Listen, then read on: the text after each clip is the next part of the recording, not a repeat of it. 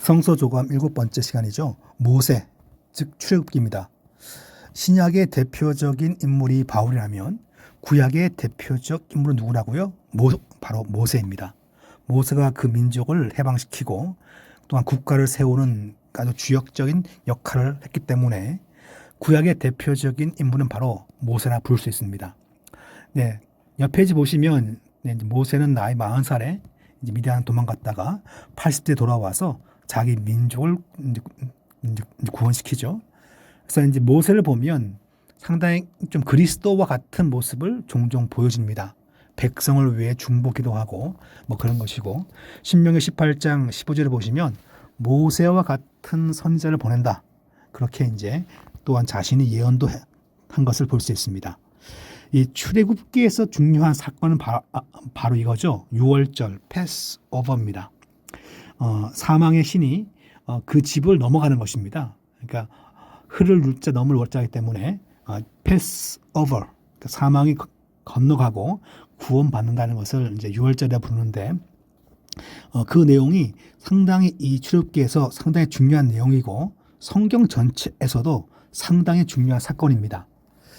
밑에 보시면 이렇게 유월절과 그리스도인의 신앙에 대해서 서로 잘 연결시켜서 왜 이 유월절이 중요한가, 그것을 정리했습니다. 첫째, 죽음의 천사와 통행인이 그 유월절 피를 바른 문을 쳐다보게 되었는데 그것은 구원의 피였다.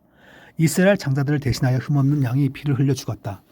예수 그리스도는 우리의 흠없고 성숙한 유월절 양으로서 희생되었다.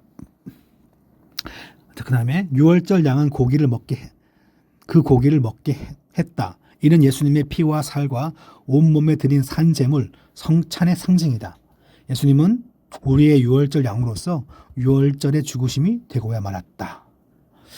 아홉 번째, 유월절 교훈 중 하나는 바로의 강팍함이다.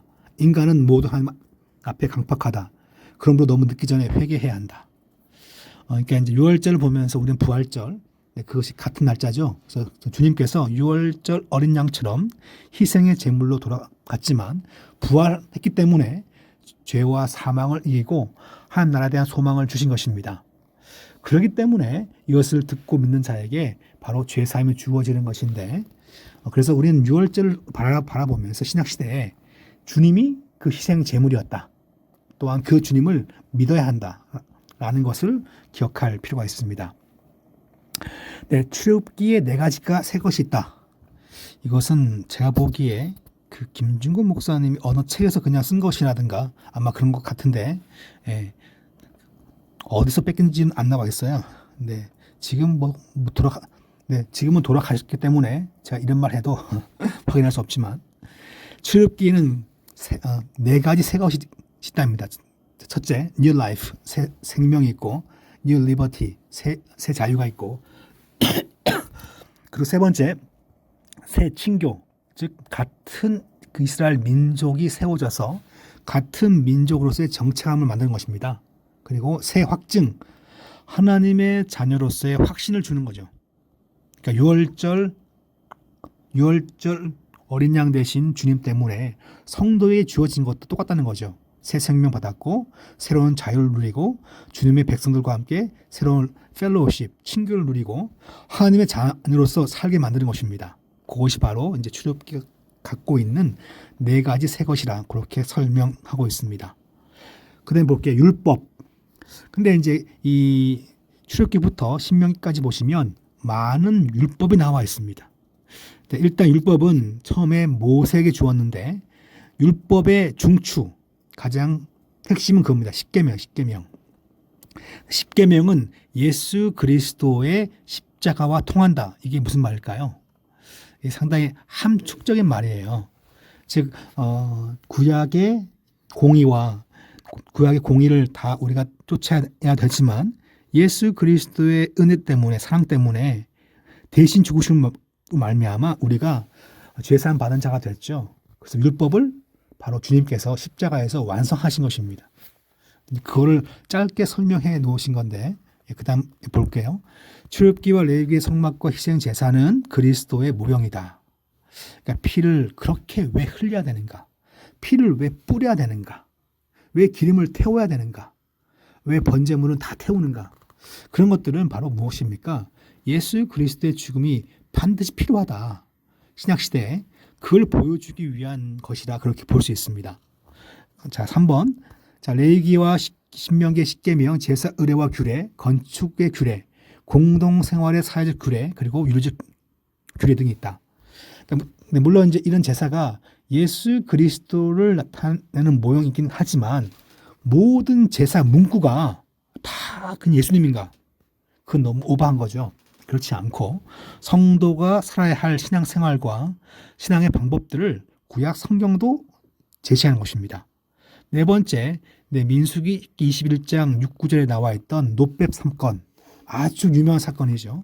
놋뱀을 본 자는 불뱀에 물려도 죽지 않은 것인데 이 얘기는 주님께서 그렇게 달리신다는 것을 미리, 그러니까 십자가 전에 한 번 더 제 아들에게 알려주었습니다. 아주 중요한 그 말씀이죠. 그 다음에 율법과 뭡니까? 은혜. 율법을 왜 지킵니까? 라고 한다면 율법은 받은 은혜가 있기 때문에 감사와 감격의 마음으로 지키는 겁니다. 율법은 구원받기 위해 지키는 것이 아니라 구원은 은혜로 받는 것이고 우리는 하나님이 기뻐하는 것이 뭔지 알기 때문에 은혜 받은 자가 그걸 지키는 거죠. 네. 쭉 보시면 뭐 히브리어로 뭐라고 이렇게 나와 있습니다. 계약이 뭐라고 나와 있는데 크게 두 가지 계약이 있습니다. 계약. 하나님의 영원한 계약은 두 가지인데 행위 계약과 율법 계약 혹은 행위 언약, 율법, 은혜 언약 이 두 가지를 말합니다. 행위 언약은 뭐하면 행위 언약이 뭘까요? 행위를 지키면 하나님 보시기에 복을 받고 인도받는 삶을 사는 거죠. 근데 인간은 그걸 지키지 못합니다. 근데 그렇지만 하나님은 자기 백성을 버리지 않죠. 바로 은혜로 되어진 그 언약을 따라서 하나님께서 성도에게 은혜를 부어주어서 구원받은 자가 되고 말씀을 쫓는 자가 되게끔 만드신 것입니다. 그걸 가리켜서 이제 은혜 언약이라 혹은 뭐 은혜 계약이라 그렇게 부릅니다. 예, 하나님의 구원 운동은 계약과 은혜의 원리에 의해서 움직인다 라고 나와 있어요. 우리가 율법을 잘 지켜도 그것은 구원에는 상관없고 은혜로 그냥 그것을 얻기 때문에 하나님은 그 방법을 통해서 구원을 이루어 나간다. 그 얘기를 좀 하고 있습니다. 좀 내용이 좀 복잡하죠, 그죠? 그러니까 지금 이분이 모세 오경을 쓰면서 조직 신학적 설명을 지금 하고 있는 거예요. 근데 짧은 책에 그걸 다 하려고 하니까 내용이 충분히 다 기록되기가 쉽지 않습니다. 자, 제가 밑줄 친 것 한번 볼까요? 모세가 호렙산에서 구약 전체의 기초가 되는 십계명과 율법을 받아 가지고 내려왔다.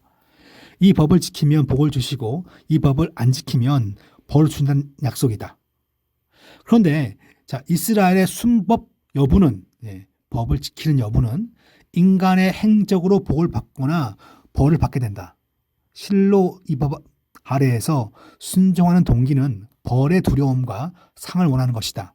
그러면 하나님의 은혜는 무엇인가? 인간의 공로 없는 특혜요 무조건적 사랑과 축복이다. 우리의 공로나 가치 때문이 아니라 그리스도가 우리를 위해 죽으셨기 때문에 하나님께서 그의 축복을 쏟아주시는 것이다. 그래서 예수를 믿는 자들은 은혜 아래에 있는 것이고 율법 아래 존재하는 것이 아닙니다. 그러면 왜 율법을 우리가 순종합니까? 라고 한다면 사랑과 감사가 있기 때문에 그런 거죠. 하나님이 그걸 기뻐하시기 때문에 쫓아가는 것이 바로 율법을 쫓는 성도의 삶이라는 것을 말해주고 있습니다. 네, 지금 여기 보시면 나와 있어요.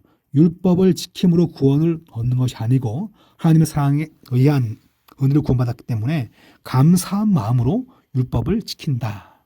그러니까 효자, 효녀가 아버지가 뭘 좋아하실까? 어머니가 뭘 드시기를 원할까? 그것을 파헤치듯이 마찬가지로 은혜 받은 성도는 무엇입니까? 감사한 마음으로 하나님 말씀 곁에 머무는 것입니다. 자, 밑에 보시면 잘 정리했습니다. 자, 율법은 두 가지입니다. 하나님의 공의의 표준이 무엇인가? 뭐가 죄인지, 뭐가 의로움인지를 율법을 통해서 알게 합니다. 두 번째, 인간은 거기에 도달할 수 없기 때문에 예수 그리스도의 필요성을 알려주는 것이 바로 모세의 율법이라는 것을 말해주고 있습니다. 아주 간단하게 빨리 봤는데요. 천천히 읽어보시면 내용들이 그렇게 어렵진 않지만 쓰는 말들이 좀 옛날 말이 많아가지고 언뜻 이해하기는 쉽지 않을 수 있습니다. 네, 이상 강의 마치겠습니다.